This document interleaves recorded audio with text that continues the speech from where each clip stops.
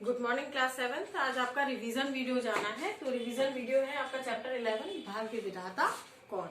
बच्चों, एक बार मैं आपको सार संक्षेप इसका समझा देती हूँ कि इसमें स्वीट मार्टन ने यही बताया है कि भाग्य के भरोसे नहीं बैठना चाहिए, क्योंकि सबसे बड़ी चीज है कि कर्म करते रहना चाहिए। बिना कर्म के भाग्य भी कुछ प्रदान नहीं करता। अगर आप ये सोचे कि हम कुछ भी ना करें और हमें भाग्य के भरोसे बैठकर सब कुछ हासिल हो जाएगा, तो ये मुमकिन नहीं है। तो अब तो याद आ गया होगा आपको चैप्टर, तो चलिए उसका अभ्यास कार्य एक बार करवाती हूँ आपको, जिससे कि आपको अभ्यास कार्य भी अच्छे से याद हो जाए। सबसे पहले का नंबर सही अथवा गलत। इसमें ऑप्शन सारे लिखे हुए हैं, मैं आपको इसके बहुविकल्पीय पढ़ के बता देती हूँ। सबसे पहला है इसमें, हम मन में शक्ति का एकीकरण किस प्रकार करते हैं। उत्तर है ईश्वर का नाम लेकर, यानी पहले का दूसरा। आत्मविश्वास को दृढ़ करने के लिए किसका अस्तित्व बनाया गया है? ईश्वर का। तो ऑप्शन है सेकंड का सेकंड, ये सही है। नेक्स्ट है थर्ड, लेखक ने ईश्वर का निवास कहाँ माना। तो बच्चों, ईश्वर कहाँ रहते हैं? मंदिर में। तो उत्तर है मंदिर में। थर्ड का फर्स्ट ऑप्शन सही है। चौथा है, प्रस्तुत गद्यांश के लेखक कौन है? वो है स्वीट मार्टन। जी हाँ, स्वीट मार्टन ने ही बताया कि भाग्य सब कुछ नहीं होता। तो फोर्थ का थर्ड ऑप्शन सही है। अब आते हैं नंबर मैचिंग पर। इसमें वैसे तो मैचिंग मैंने यहाँ लिख दी कि फर्स्ट का फोर्थ आंसर सही है, सेकंड का फर्स्ट, थर्ड का सेकंड और फोर्थ का थर्ड। तो इस प्रकार से मैं आपको बताती हूँ मैचिंग में वाक्य बनेगा क्या।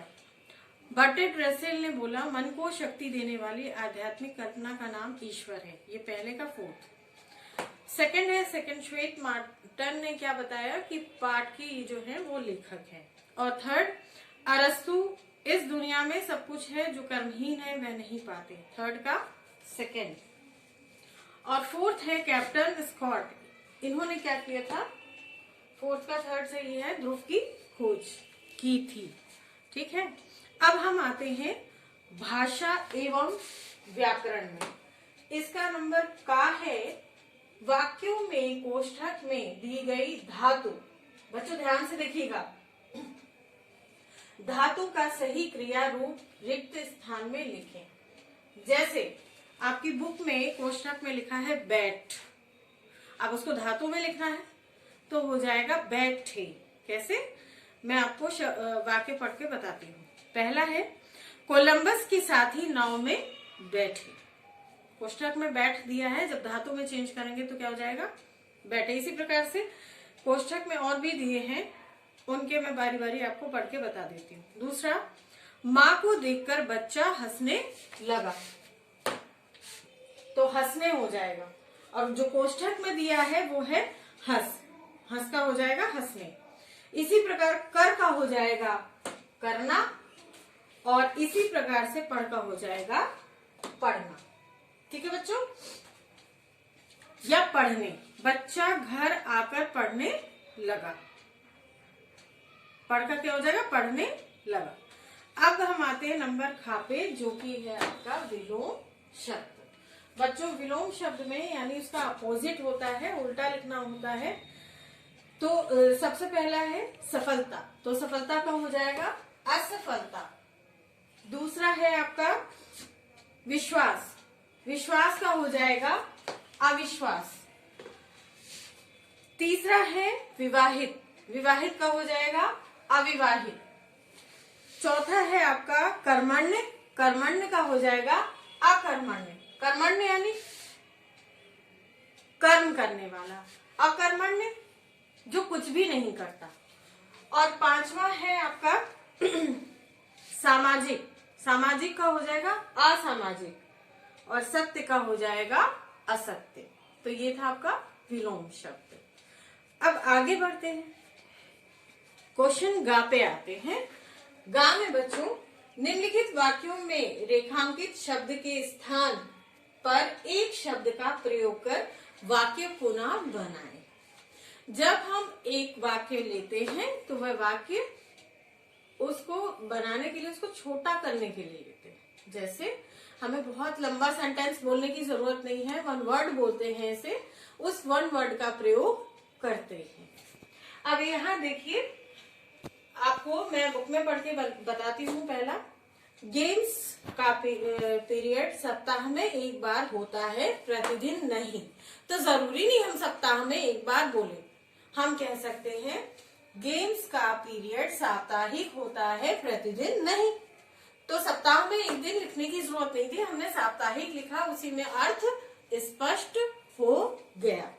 इसी प्रकार दूसरा है, मेरी माता जी ईश्वर को मानने वाली हैं। अब हमें इतना लंबा बोलने की जरूरत नहीं पड़ेगी जब हम उस शब्द का इस्तेमाल करेंगे। मेरी माता जी आस्तिक है।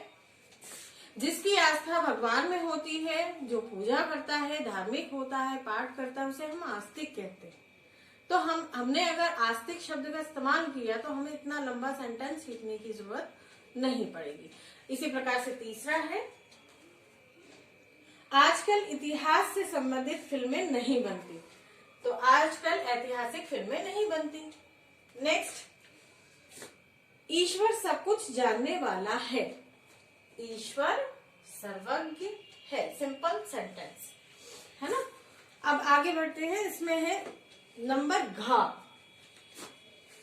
घ है बच्चों, यौगिक शब्दों के उदाहरण के अनुसार अलग कीजिए, है ना। एक शब्द दिया है, उस शब्द को बुक में देखिए एग्जाम्पल में दिया है, आप पहला देखिए इसमें, महायुद्ध, महा प्लस युद्ध। इसी प्रकार से मैंने लिख रखा है, आपको बताती हूँ। सेकंड है इसका आश्चर्यजनक। तो आश्चर्यजनक का होगा आश्चर्य प्लस जनक। प्रतिनिधि शब्द है प्रतिधन निधि। सशस्त्र है शब्द साधन शस्त्र। स्वराज्य शब्द है तो उसका हो जाएगा स्वधन राज्य।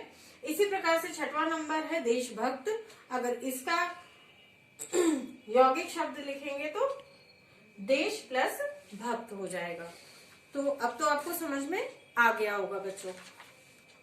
नेक्स्ट है आपका, अब हम आते हैं आपका अंतिम जो आपका अभ्यास कार्य है, उसमें भाषाई आचार में ऑप्शंस मैंने पहले से लिख दिया। फर्स्ट का सेकंड से ही है, सेकंड का थर्ड, थर्ड का फर्स्ट एंड फोर्थ का फर्स्ट। अब मैं आपको बताती हूँ, इसमें दिया है, दिए गए मुहावरों के लिए उचित अर्थ पर सही का निशान लगाएं।